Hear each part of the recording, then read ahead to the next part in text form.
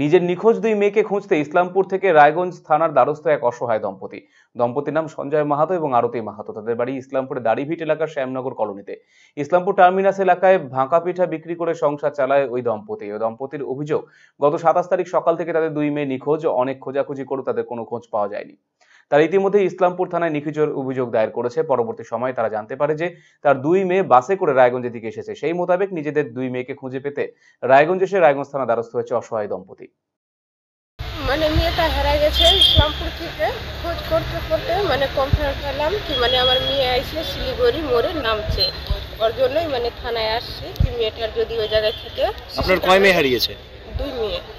বড়টার বয়স হবে লক্ষ্মী মাহাতো 15-16 বছর, আর সুচিকা মাহাতো 8-9 বছর। আচ্ছা, ওরা কি পড়াশোনা করে? হ্যাঁ। কোন স্কুলে পড়ে?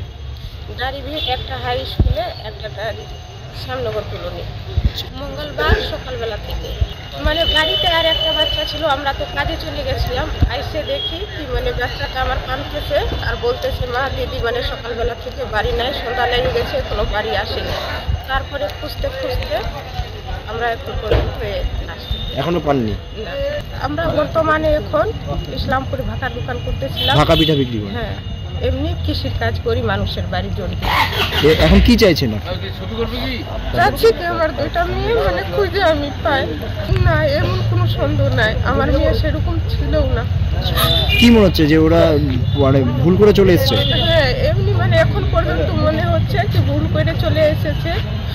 আর এখন তারপরে যায় নাই ওর দাদুর বাড়ি, তো হয়তো এমন কেউ কারো পাল্লায় পড়ছে কি কোথাও গোপন করে রেখে দিয়েছে, এরকমই মনে।